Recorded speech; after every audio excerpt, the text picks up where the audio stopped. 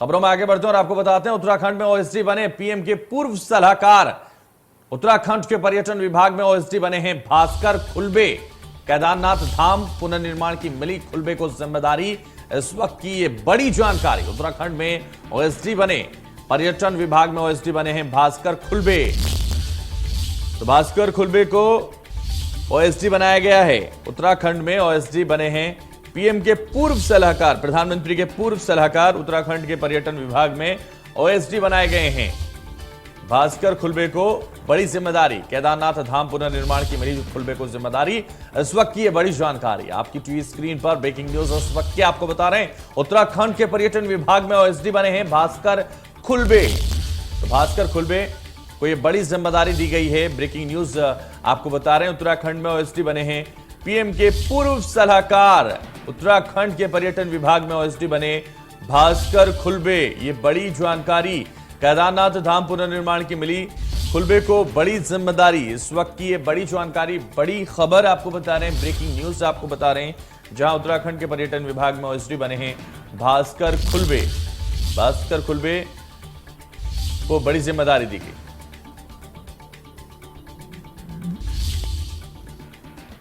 ज्यादा जानकारी के लिए हमारे संवाददाता रोहित सोनी हमारे साथ जुड़ गए हैं। रोहित, जिस तरह से भास्कर खुलबे को यह बड़ी जिम्मेदारी दी गई, हालांकि इससे पहले भी वो बड़ी जिम्मेदारियों पर रहे हैं, लेकिन इस वक्त ये उत्तराखंड के लिए बड़ी जिम्मेदारी मानी जा रही, क्या जानकारी इसको लेकर? भास्कर खुलबे पहले अगर बात करें तो प्रधानमंत्री नरेंद्र मोदी के सलाहकार रहे हैं। और मुख्य रूप से अगर हम कामकाजों की बात करें तो जो केदारनाथ धाम और बद्रीनाथ धाम में पुनर्निर्माण के कार्य चल रहे हैं, उसका वो स्थितियों का जायजा लेते थे और पूरी रिपोर्ट यहाँ से उत्तराखंड सरकार और शासन से लेने के बाद प्रधानमंत्री नरेंद्र मोदी को इस रिपोर्ट के बारे में जानकारी देते थे। तो फिलहाल जो है उनको अब उत्तराखंड बुला लिया गया है और उत्तराखंड पर्यटन विभाग में उनको ओएसडी बना दिया गया है। तो मुख्य रूप से देखें तो जो उनको जिम्मेदारी सौंपी गई है, वह जिम्मेदारी बद्री केदार मंदिर समिति की ओर से तमाम निर्माण कार्य हो रहे हैं, उसकी व्यवस्थाएं हो रही हैं। तो केदारनाथ धाम की जो मुख्य कार्य हो रहे हैं, यानी कि पहले चरण कार्य पूरा हो चुका है, दूसरे चरण का कार्य शुरू होने वाला है। तो इन तमाम जो कार्य चल रहे हैं, इनकी प्रगति क्या है, इन तमाम डिटेल्स को जो है वो निगरानी रखेंगे, उनकी व्यवस्थाओं को मुकम्मल कराएंगे। तो मुख्य रूप से इनको फिलहाल केदारनाथ और बद्रीनाथ धाम में चल रहे पुनर्निर्माण कार्य की जिम्मेदारी सौंपी गई है। बिल्कुल, तो ये बड़ी जिम्मेदारी खुलबे को दी गई। उत्तराखंड के पर्यटन विभाग में ओएसडी उनको बनाया गया। ये बड़ी जिम्मेदारी के तौर पर देखा जा रहा है खुलबे के लिए। बिल्कुल, देखिए बड़ी जिम्मेदारी इसलिए भी है क्योंकि प्रधानमंत्री के साथ रहते हुए भी जब वो उनके सलाहकार थे, उस दौरान भी यह मुख्य रूप से केदारनाथ और बद्रीनाथ धाम के पुनर्निर्माण कार्यों का ही जायजा ले रहे थे।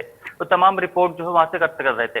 लेकिन अब जब उत्तराखंड में कुछ दिनों पहले ही आए थे, मुख्यमंत्री से भी उन्होंने मुलाकात करी, राज्यपाल से भी मुलाकात की, तो चर्चा तेज हो गई थी कि खुलबे को जो है उत्तराखंड में बुलाया जा सकता है, उत्तराखंड में कोई बड़ी जिम्मेदारी दी जा सकती है। तो इसी क्रम में हम बात करें तो फिलहाल उनको पर्यटन विभाग का ओएसडी बनाया गया है और जो उनको जिम्मेदारी सौंपी गई है मुख्य रूप से केदारनाथ और बद्रीनाथ धाम की जो पुनर्निर्माण कार्य हो रहे हैं उसकी जिम्मेदारी सौंपी गई। हालांकि ये सबको ज्ञात है कि प्रधानमंत्री नरेंद्र मोदी के ड्रीम प्रोजेक्ट में शुमार है केदारनाथ धाम और बद्रीनाथ धाम का जो पुनर्निर्माण कार्य चल रहा है। तो ऐसे में उसकी प्रगति रिपोर्ट खुद मुख्यमंत्री हमेशा 6 महीने में लेते रहते हैं, अधिकारी से लेते रहते हैं, मुख्यमंत्री से लेते रहते हैं। तो ऐसे में खुद यहाँ मौजूद रहेंगे, उसके अंडर में पूरा काम होगा, पूरी मॉनिटरिंग पूरी इनके पास होगी। तो ऐसे में जो सीधा वह संवाद जो प्रधानमंत्री से कर सकेंगे और किस गति से निर्माण कार्य चल रहे खासकर केदारनाथ धाम में, उसकी जानकारी तत्काल प्रभाव से दिया जा सकेगा। लेकिन फिलहाल अब बरसात का मौसम शुरू हो गया है, यानी मानसून सीजन दस्तक देने ही वाला है, एक आध दिन दस्तक दे देगा। तो ऐसे में जो केदारनाथ धाम में या फिर बद्रीनाथ धाम में निर्माण कार्य चल रहे हैं वह भी थोड़े प्रभावित भी होंगे क्योंकि बरसात के समय वो कार्य नहीं हो सकते हैं। इसके अलावा बर्फबारी के दौरान भी कार्य नहीं होते, तो फिलहाल भी काम भी ठप है। और दूसरा अगर बात करें तो चारधाम की यात्रा भी थोड़ी धीमी गति से चलनी शुरू हो गई है क्योंकि अब मानसून के दौरान चारधाम यात्रा भी धीमी रही।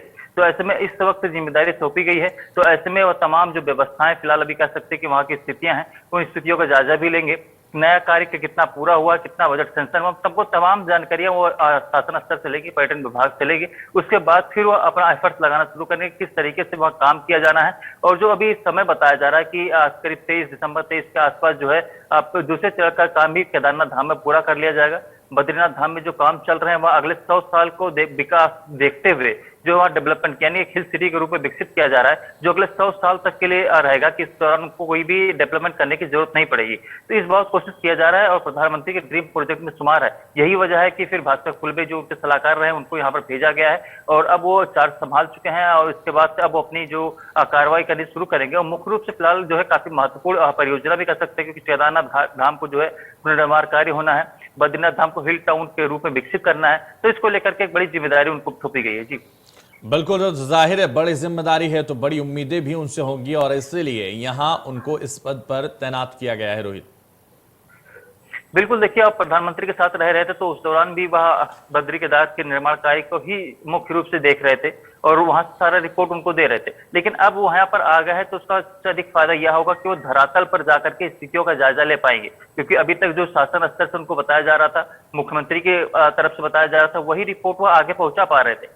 लेकिन जब वह खुद धरातल पर मौजूद होंगे तो वह वाकई स्थितियों के जान पाएंगे कि आखिर क्या स्थितियां हैं, यहाँ की भौगोलिक परिस्थितियां क्या हैं, क्यों दिक्कतें होती हैं। तो इसको लेकर के उनको जिम्मेदारी सौंपी गई, एक बड़ी जिम्मेदारी भी है। बिल्कुल, तो बड़ी जिम्मेदारी है और बड़ी उम्मीदों के साथ बड़ा तरीके से उसको पूरा करते हुए शायद वो नजर आएंगे। चलिए, बहुत शुक्रिया।